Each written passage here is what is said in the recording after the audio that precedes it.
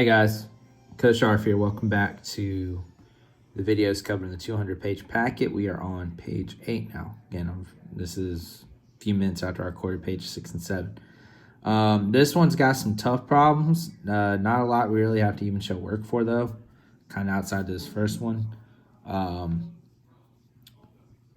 But it's got a handful of problems and some pretty tough ones on here. So let's get started so we can get the explanations in. All right. When solved graphically, what is the solution to the following system of equations? Y equals x squared minus 4x plus 6. Y equals x plus 2. So this almost kind of goes back to Algebra 1. When you graph more than one line, or in this case, it would be a line and a parabola. Okay, I'm just going to kind of do a quick sketch of that so y'all can see it, all right?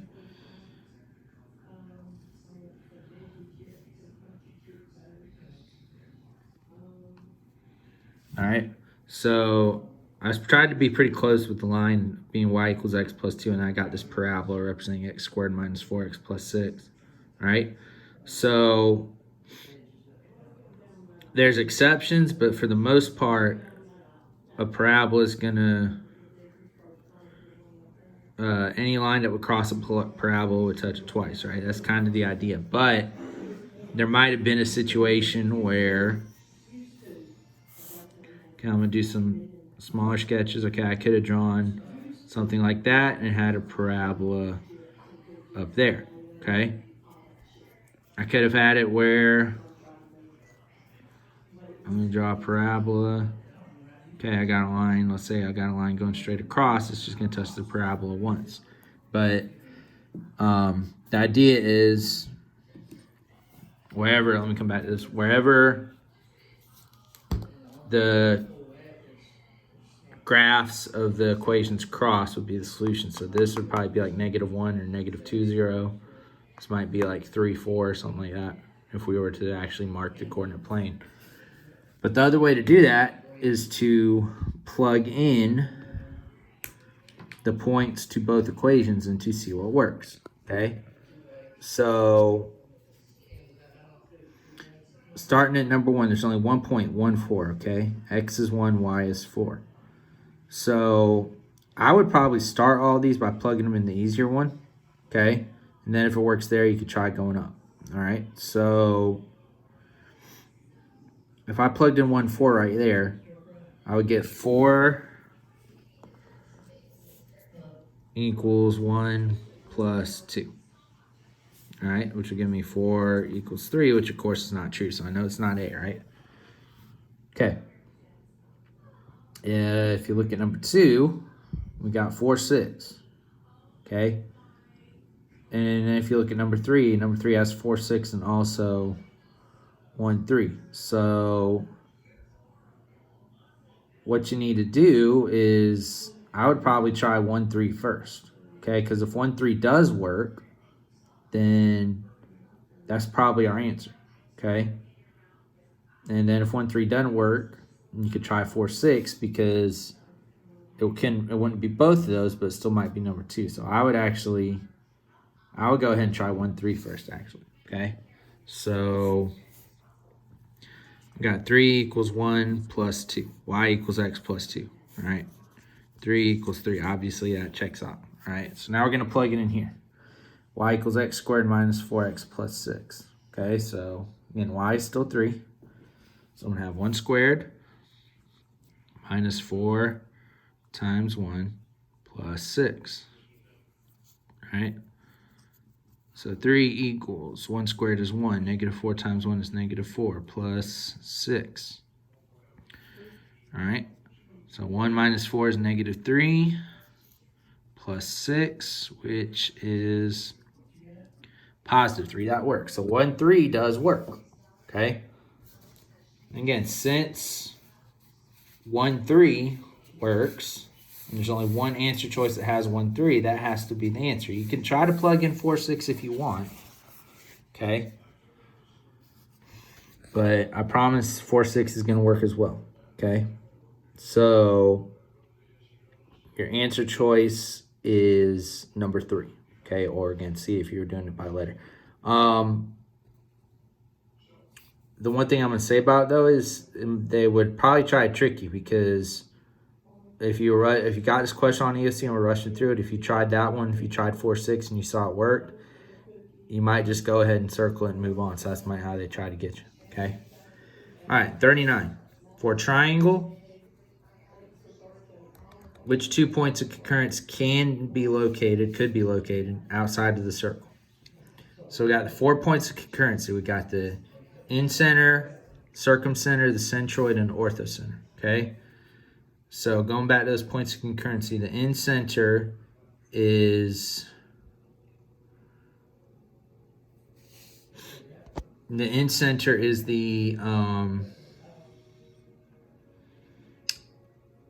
point of concurrency of all the angle bisectors. Okay, so if we drew our triangle, all right, I would have this angle bisector.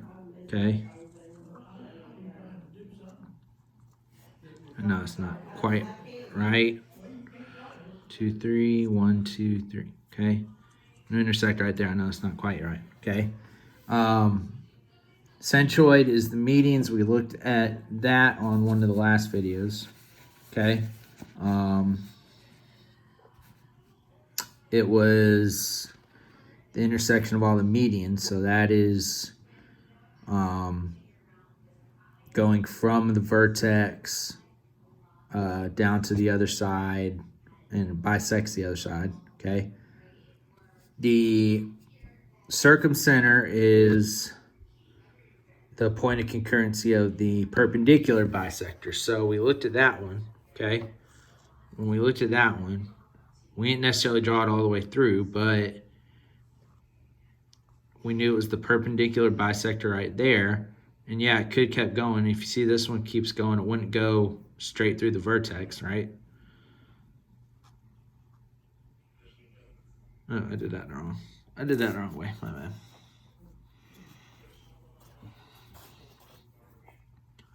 Let me fix that. All right, so then this side would come. That would be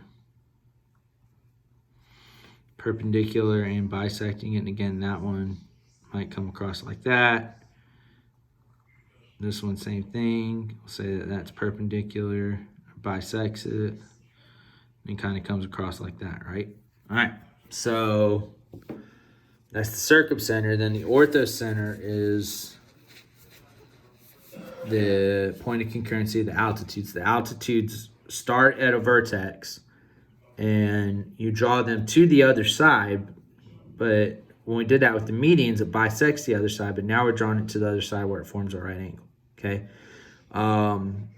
Again, this is something we talked about it some with the circumcenter, or the circumcenter could be outside, inside, or on the circle. We said the incenter was always on the circle. We didn't really talk about it with the centroid and the orthocenter, but again, this is something you probably just would have had to guess on, to be honest, if you count this on test, but it would have been at, number 4, circumcenter and orthocenter, okay? I don't have geometry software I would show you, but with the obtuse triangle, the circumcenter and orthocenter are going to be on the outside. Obtuse triangle, or one of the angles, of course, is greater than 90 degrees.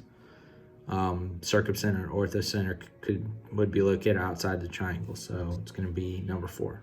Okay. All right. Triangle AED with line segment ABCD shown in the diagram below. Line segment EB and line segment EC are drawn. Okay. If AB is congruent to CD, which statement could always be proven? All right. Well, this is one that I don't want to say it tries to trick you, but there's nothing we really learn about this. Again, I hate using common sense, but it almost is, okay? So you got to say, all right, I know those are congruent, right? So I probably need to use this to kind of help me with my answer, okay? Because I have no idea. Let's look at some of these, all right? AE is congruent to ED. AE is congruent to ED. I have no idea if that's true, okay? AB is congruent to BC. Well, I know AB is congruent to CD. I didn't really get told anything about BC though. Okay. EC being congruent to EA, again, there's no way to really know that. But let's look at AC and DB, okay? AC is right there, right? So if I know this is 3, we'll say that's 7, okay? I'm just making up some numbers. So the whole thing is 10, right? So, but now let's look at DB. Let me get a different color out, okay? Well, this BC, that part is still 7. That's not changing, all right? This has to be 3 because it's congruent to that one. So that's 10 and that's 10. So that's going to be answer choice 1. All right, AC is congruent to DB. All right. All right, 41. The vertices of a parallelogram ABCD are A is 2, 0, B is 0, 3, C is 3, negative, B is 0, negative 3, excuse me, C is 3, negative 3, D is 5, 0. If ABCD is reflected over the x-axis, how many vertices remain invariant? Again, the reason I don't like questions like this was we didn't really come across that word when we were looking this year. Now, I was pretty sure what it meant, but I had to actually look it up, double check. Invariant means it doesn't move, okay? Invariant means it doesn't move. That's all it means. So when I reflect over the x-axis, if y'all remember, okay, let me kind of draw it out real quick. If I reflect something over the x-axis, all right, it'd be like that. Well, if I reflect it over the x-axis, what point would it move? Well, let's say I had the triangles a little closer, right? If I reflect that triangle over now, this point is still the same. It didn't move, right? So if I'm reflecting over the x-axis, the points that don't move are on the x-axis. So any point on the x-axis would not move. Okay, so that would be A is 2, 0. You can kind of mark it there, right? You don't even have to draw the whole shape here. If you wanted to, that's fine. D is 5, 0, all right? So that would obviously that would be one side of my parallelogram, but it would not move when I reflected over the x-axis, okay? So 2 points would be invariant, would not reflect. So it's answer choice 2.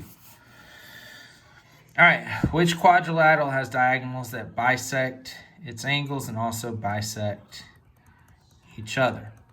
Okay, so again, we talked about the rules for parallelograms. The only thing about the diagonals and the parallelograms was that they bisect each other. Didn't necessarily say anything about bisecting the angles and the shape.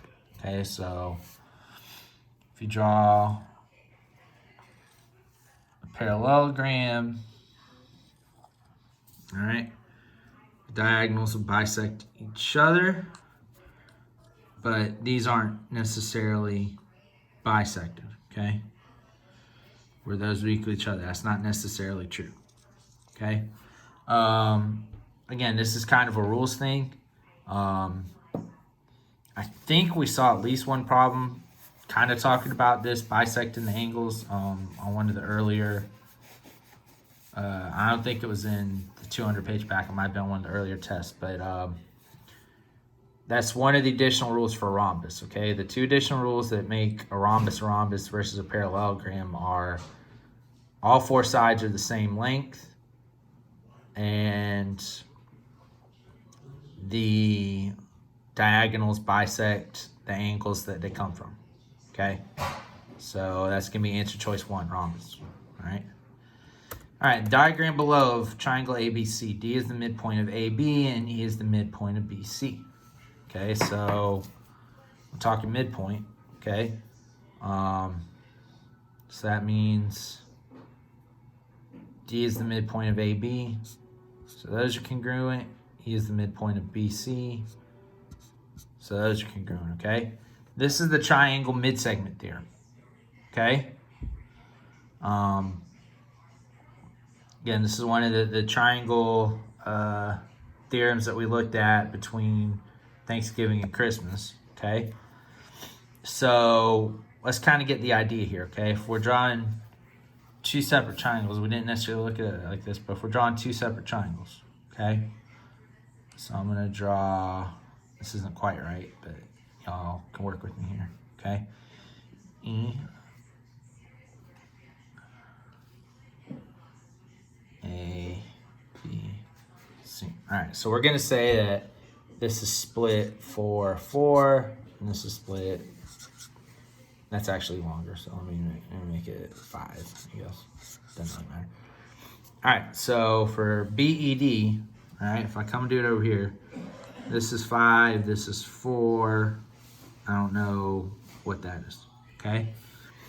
If we look at the bigger triangle, BC now is 5 plus 5, which is 10. BA is 4 plus 4, which is 8.